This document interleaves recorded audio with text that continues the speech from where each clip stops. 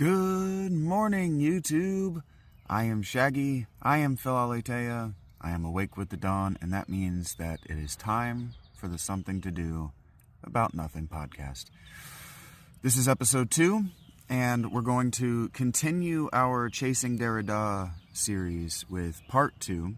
We're going to read the Phaedrus greater during this episode, but I do want to take a moment and I want to make explicit that even though the last episode, the first episode, is sort of me establishing my credentials as somebody who thinks about, if he hasn't read these works a great deal, I think about the subject matter of this material and have for a very long time. And so I have opinions about it. So if the first episode was me establishing a dizzying array of my credentials as somebody who thinks deeply about these subjects and cares deeply about Socrates, this episode can be and function as a primer to what we're going to be talking about, because Jacques Derrida is a 20th century philosopher who was writing commentaries on Plato. Especially, we're going to read an essay by Jacques Derrida about the Phaedrus and how even all the way up until the 1990s, people were not reading Plato correctly, and they're still not reading Plato correctly.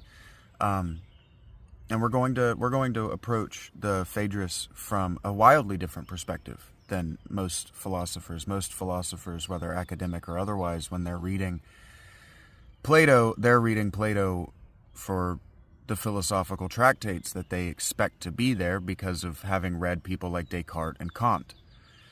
That's not what Plato is doing. Plato is writing dialogues, which are effectively the dialogue of a play.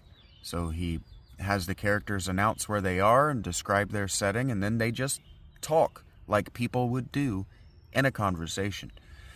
Some of his dialogues are more complex than others. The Symposium is one that's very complex, and it's on the same subject as the Phaedrus, love. In our language, we just call it love. But in their language, they called it eros. In the Greek language that Plato is speaking in, I started to say Attic and Athens all at the same time, and I didn't need either of those words. The Greek language that Plato is speaking in is called Attic, I believe. I could be wrong about that. It doesn't matter. But the Greek language that he's speaking in, he's going to talk about it in this, has they have words for identifying whether a name, a person, is someone that you know, someone that everyone knows, or someone that's theorized. Okay, and so